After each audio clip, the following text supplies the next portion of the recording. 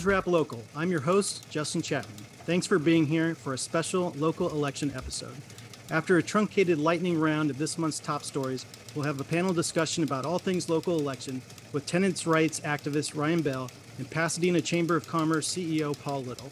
After that, Barry Gordon and Peter Dreyer return to News Wrap to discuss national politics, so stay tuned after our local discussion for that. Let's turn first to our lightning round of news updates. 1. The Pasadena City Council voted 5-1 with one abstention to appoint Justin Jones as John Kennedy's replacement in District 3 over Pastor Lucius Smith and previous District 3 candidate Brandon Lamar. Jones is an engineer who works for LA County. He was raised in District 3 and recently moved back to the district.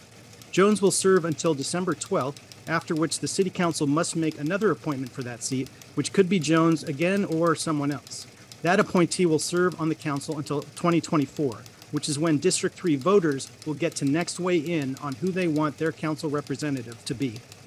2. New City Council Manager Miguel Marquez said the search for the new Pasadena Police Chief has been whittled down to a list of 3 finalists. A decision is expected to be made in mid-November. At the recent Civilian Police Oversight Commission meeting, members expressed concern that the commission hasn't been part of that selection process. They requested to Marquez that the city find a way to include the commission, but Marquez replied by saying the commission already provided input when they met with the recruiter back in May. Last month, Marquez told News Wrap Local that part of the criteria for selecting the police chief is a willingness and openness to working with the independent police auditor and the Civilian Police Oversight Commission. 3. A state auditor said the city of Pasadena continues to experience moderate risk of financial distress, which it has since 2016. Quote, this city's projected annual payments to its CalPERS pension plan in fiscal year 2028 to 29 are significant compared to its current total government revenues, end quote, according to the state auditor. Marquez said that the city of Pasadena's financial picture overall remains healthy and solvent, with strong reserves and a balanced budget, even when these pension payments are taken into account. The report said that, quote, residents may experience the continuation of essential services such as fire, police, road maintenance, and parks. However, the city may need to increase revenue or reduce services or other expenses to deal with a major economic event such as a recession. This city should carefully evaluate its financial position in order to ensure that it is prepared for unforeseen challenges and does not become distressed in the future, end quote. 4. The 2023 Rose Parade Grand Marshal is Gabby Giffords. Excellent choice. Giffords, of course, is the former congressional representative from Arizona who survived being shot in the head at point-blank range in 2011 and has gone on to become a staunch gun control advocate. Her husband is Arizona Senator Mark Kelly, up for re-election right now against Republican Blake Masters. The Rose Parade will take place on Monday, January 2nd, because the Tournament of Roses doesn't hold the parade on New Year's Day if it falls on a Sunday. And 5. The city said it could take 10 years to develop the 50 acres known as the 710 stub that Caltrans recently relinquished to the city, along with a $5 million payment.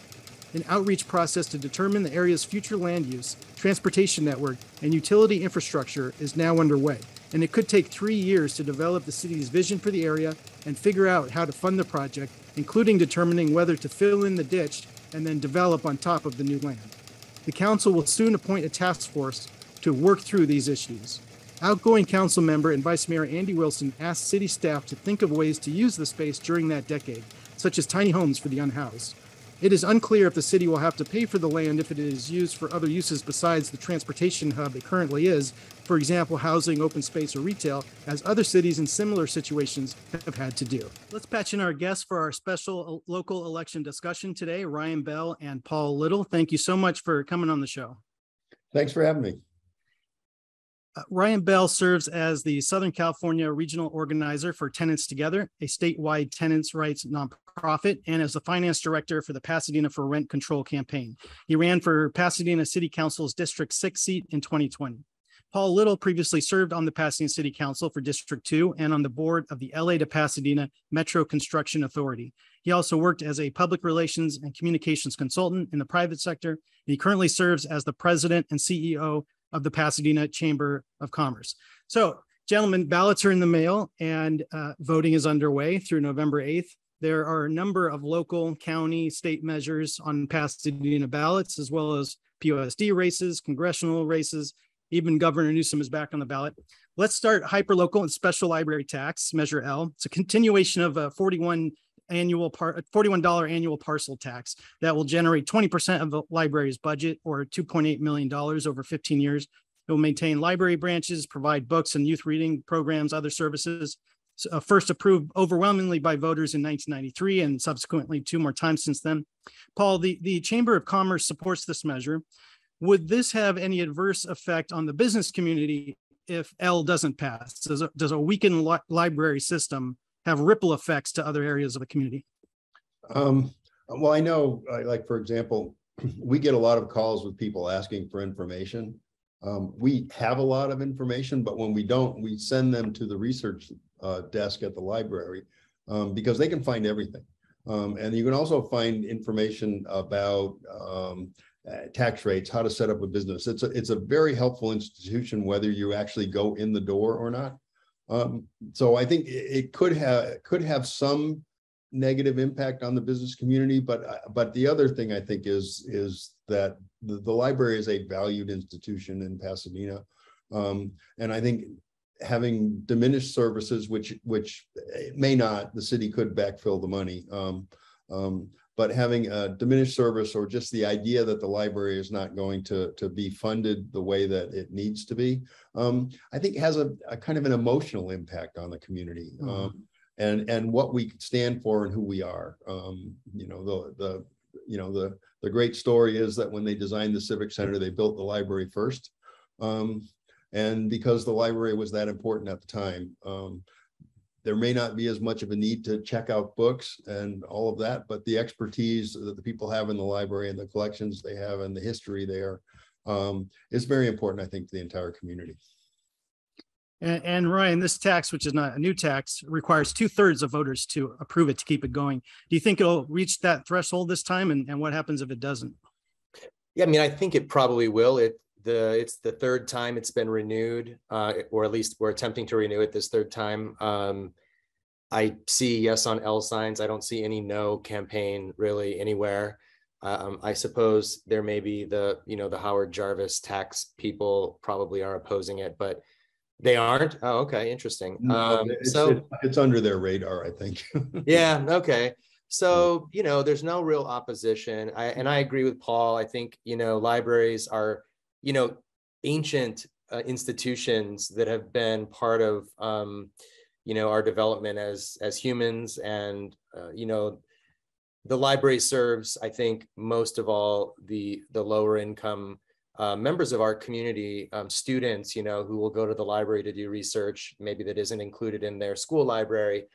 I've spent countless hours in libraries over the years doing my own research for academic pursuits, as well as just, my personal enjoyment. I love books. I love buying books. I see a lot of books behind you, Justin, but I've run out of shelf space at my house and my apartment. But yeah, I think to not have a fully funded library is really not a good look, for the city of Pasadena. And I think pretty much everyone here agrees. Yeah. And hopefully they get the central library up and running soon. Yeah, that'd be great. It's also a relatively small tag on everybody's property tax. It's not a huge amount. Right, it's minimal, yeah. And so we have a couple of new incoming city council members. So Ryan, what do you think of the council's choice for District 3, Justin Jones, and how that went down? And do you expect them to reappoint him in December, because they have to make a second appointment? Yeah, I was pretty disappointed. I think I don't live in District 3. I used to live in District 3. I was actually evicted from my apartment in District 3 in 2017 without cause. But I know a lot of people that live there. I read all those letters that were sent in, some 89 letters, and all the public comments and the campaign that that Brandon ran. I really felt like it was going to be hard for them not to appoint him, given the public support that he had. And on top of the fact that Justin just changed his voter registration to his uncle's house like a few weeks before the appointment, and has really never cast a ballot in recent years or maybe ever in District 3. So I thought it was a really controversial move for them to try to evaluate how Justin would fit into the existing council versus evaluate what the voters of District 3 would want. It's certainly within their right to do what they did. There's nothing illegal about it, but it definitely soured an already kind of sour view of the city government from Northwest Pasadena residents. I serve on the Northwest Commission and hear a lot of issues coming from the Northwest, and this certainly didn't do anything to improve those relations. Well, except that Brandon had not been elected when he ran for the city council. He lost an election. So I have just met Justin recently at a social event. So, and I'm not in District 3 either. I think the council made the decision the council made for the reasons the council made it. Having been there, sometimes you just make a decision because you think it's the right thing. I can't second guess it. I wish the system were different, because it would be really nice to have an election for the district, as opposed to appoint someone now and then reappoint or appoint someone else in December. And the council could do any of those things, when they have to in December or after December. I think the better thing would have been, had there been a requirement for an election that could have been running 3 weeks from now. There was enough time to actually do that. But the charter doesn't allow it. So maybe the charter should be updated. It seems like there were some gaps here in the charter for this kind of situation. Paul, how's this going to shake up the council dynamic with a couple of new members coming on? It's always very interesting to watch the personal dynamics. Having been there for 12 years, been a newbie when I first started, and then have some new folks come along after that. The personal dynamics always change. I don't know that the political dynamics will change. Really, the outlook of the council, we have a pretty progressive council in Pasadena, and I think that's going to remain. So I don't see decisions changing. Deliberations may change some, and things may change a little bit here and there, but I don't see big changes in the decisions the council's making. And I mean, like I said, I met Justin once. He seems like a fairly reasonable, even-keeled kind of a person. I don't know that the dynamics will change much with him. And I've met Jason, and he seems also, not to be incendiary, shall we say, or antagonistic. But you never know what's going to happen when someone's sitting up there on the dais either. And Ryan, what are the most important issues that the new city council and the new city manager are going to have to tackle in the new year? I mean, yeah, I wouldn't presume to know all of the most important issues, but certainly toward the top of that list is going to be the hiring of the new police chief, and then introducing that person to the community. And we've barely met the city manager, so there's a lot of new folks here. It takes time. I've had folks complain that somebody that was running for an elected office had only lived in Pasadena 18 years. And I was like, that seems like a long time to me. I mean, that seems like a long enough time to run for office. I ran for office when I had only lived here 7 years. Some probably thought that was a little too soon, but I was 9. Yours was 9. I mean, Justin's only lived in his district a month, so that's apparently okay. So Pasadena has a very intense feeling about how long someone's been here. And for a brand new, chief and a brand new city manager, I think it's going to take some time. And so I think those are important issues. The Rose Bowl is obviously, a big problem in terms of the debt there and how to resolve that. And I know that nobody wants to sell the naming rights. And so, that's kind of a contentious issue that I confess that I'm not that invested in. And, there's always the ongoing issues of, the Arroyo and jobs, and, cost of living issues. I mean, I think things are just getting more and more expensive. And we'll talk about this later, but from where I sit, I just see people struggling, and the main issues that we're addressing are not really addressing the issues of those that are really hurting in this community. Schools closing and economic crisis, still rippling through Pasadena. I would agree. Economics is going to be a big one. I don't envy the city managers. The chair's not even warm, and he has to hire a police chief. In a community that's very engaged with the issues from all sorts of sides, but also very close to the police department. The police department is here. It's not the sheriff's department, which seems like this monolith, or the LAPD. It is our police department. So I think that's difficult. But indications are there's going to be a recession in 2023.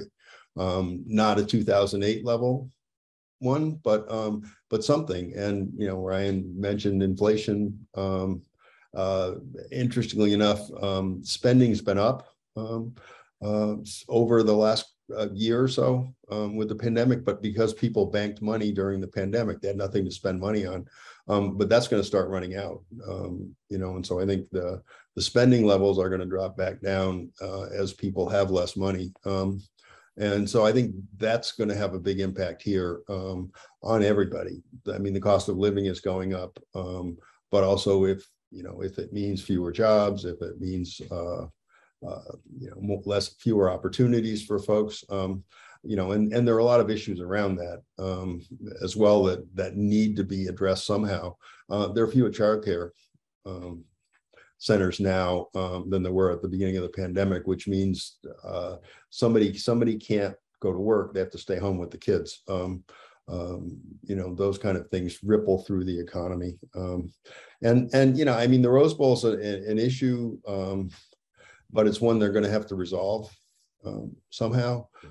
But I think, there are huge income inequality issues here in Pasadena that I don't know how we address as a city. It's a societal issue, I think. That I think that I think somehow needs to be addressed. It's having more jobs, having better jobs, having higher paying jobs, having jobs with a future for entry level folks. All of those kind of things, along with how much does it cost today to buy a gallon of gas. And of course, housing is also a big issue. So let's talk about Measure H, rent control. We've had a bit of back and forth with letters to the editor of Pasadena Now in a week or two. This, of course, will amend the Pasadena City Charter and limit annual rent increases for multifamily rental units built before 1995 to 75% of the Consumer Price Index, limit evictions to just causes only, and establish a rental housing board that would determine rent adjustments, adopt and oversee rules and regulations, and maintain a citywide rental housing registry. So, Paul, the Chamber of Commerce weighed in on this. They oppose Measure H. Why is that, and why did the Chamber decide to weigh in on this issue? Well, I have a no on H sign in my front yard. Basically because rent control doesn't work. Ryan will argue the opposite, and I understand that. But it really does not work. If you look at the highest cost rental cities in the country, half of them have rent control, including Santa Monica, which is 30 miles that way. It does not suppress rent costs. In fact, it drives them up, especially for market rate and for rent controlled apartments when they could become vacant. So we end up with a situation like Santa Monica, New York. The other thing you have is less development of housing in a community, and also you have a deterioration of the units that are rent controlled. My son lives in a rent controlled apartment in Brooklyn. Good for him. He's in a 1-bedroom top floor apartment in Crown Heights in Brooklyn. But but the floor's coming up in his kitchen and his landlord's not going to fix it. If the roof leaks, the landlord will fix it. If a window's broken, the landlord will fix it. If the plumbing's leaking or the electricity's out, the landlord will fix it. Anything else, it's up to you. My son had to fix the cabinets in his kitchen himself, which is a good thing he's handy and knows how to do that. I couldn't do it. But the rental housing stock that is rent controlled, becomes deteriorated, and the value of those rent controlled apartments drop. The value of the buildings drop, it really is ineffective. And there are close to 6,500 units in Pasadena that aren't subject to rent control, and they're all the ones that people think are the big downtown apartment buildings. None of those buildings really are subject to rent control because of Costa-Hawkins, which prohibits rent control on anything built since 1995, I think. So there's a whole lot of reasons and more, but it really just, quite frankly, does not work. And Ryan, why do you think this measure is needed in Pasadena right now?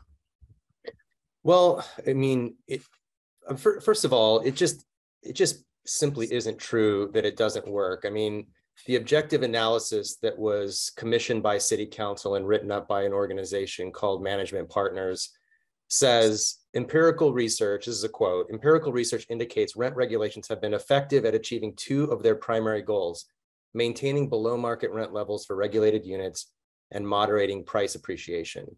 So that is the goal of rent control, and it absolutely works. Even the Stanford paper that people love to quote indicates that rent regulation in San Francisco kept rents below market rate for folks who were at danger of being displaced. Rents are going up at 10% right now. At the tenants union, we get calls multiple times a week of tenants, and we always ask, do you live in multifamily housing? And if they do, as often as not, the whole building got 10% rent increases, which amounts to, there's an article in the LAist about the campaign today. And, it quotes a couple of folks. One's a senior who just got a $140 rent increase. She can't go out and find a second job, as a senior citizen. People don't hire, people in their 60s and 70s for, the kinds of jobs that she would need to make enough money to make it worth it. And she doesn't know where to go. The waiting list on affordable housing developments is a mile long, and she's going to get priced out. The campaign's been endorsed by Union Station Homeless Services, and they quite rightly see it as homeless prevention. People in Pasadena that are unhoused right now most of them, the vast majority of them, I think over 60% of them, were previously housed in Pasadena, which means they just couldn't stay in their housing as a result of primarily economic issues. That the annual homeless count documents this year after year after year. There are laws in place that require landlords to maintain their properties. And, every argument I hear against rent control is basically some version of landlords are just bad people. Like, they're going to punish you for having rent control. It's not that the rent control measure forces people to not maintain their units. Right now, units aren't being maintained right now. Every day, we get at least one email or phone call of the tenants union from tenants who are suffering with habitability issues in their units. It doesn't take rent control for landlords to neglect their properties. That's happening right this minute. And that's why the rent board is so important, because tenants can appeal to the rent board and document these habitability concerns. And the rent board will have the authority to lower rent for those tenants until the landlord fixes the problem. Likewise, if the landlord has a capital outlay or some unexpected large expenses related to their business, they can also appeal to the rent board for an upward adjustment of rent. And the rent board would be obliged under state law to give that upward adjustment in rent, because landlords are guaranteed by constitutional law, state law, years of case law to a fair return on their investment. So nothing that we could do with Measure H or any other measure could ever impinge upon a landlord's right to earn a fair return on their investment. Not just their expenses, but their profits too are guaranteed by constitutional law. So, you know, with rent spiking and evictions, we had a case where 2 management companies in July were trying to force out 100 units of tenants for no cause under alleged renovations that they were going to do. And this was, you know, prohibited by a county measure, and we pushed back, and those landlords dropped those, rescinded those eviction notices. But landlords are constantly trying to evict people for no cause and like harass them into leaving. It's a really dire situation out there. And I wish that folks would come and spend a day or two on our hotline and talk to tenants about what they're going through. And I think people would really see a different picture. Paul, we're out of time, but really quickly, if not rent control, what can be done to make Pasadena a more affordable place to live? Well, I mean, we actually need to build subsidized housing. Really, you know, that's what needs to happen. There needs to be more housing at below market rates. And redevelopment was taken away, which was the big funding mechanism for that. We have inclusionary housing, which, Ryan, you don't know this, but I brought that to Pasadena when I was on the city council. And the planning director's hair stood on end when I mentioned it, but 7 years later, it was in place. But Pasadena at least has some mechanism. It's not enough. But really what needs to happen is there need to be units that are affordable. And the only way to make units affordable is to subsidize the construction of those units, because the cost to build units is so high. So that would help. You know, the rent control board that Ryan talked about is just a mess. The whole idea of an unaccountable, unelected, you can't remove people from the board. There's no mechanism to remove people from the board. Yes, there is a recall mechanism in the measure, and it's appointed by city council. People can be recalled. There doesn't even have to be a recall vote. Signatures alone will merit a recall. Yeah, right. Okay. It's in the measure. Read it. It's in the measure. Okay. I'll take your word for that. But even so, you know, it's a group that can tax landlords as they want. And basically set, you know, they could, you know, put me on the board. I'll take 40 grand a year to sit in a few meetings a month. You know, it's not complicated as to why there are problems with it, but you know, it's not a tax either, because we only need 50% plus 1.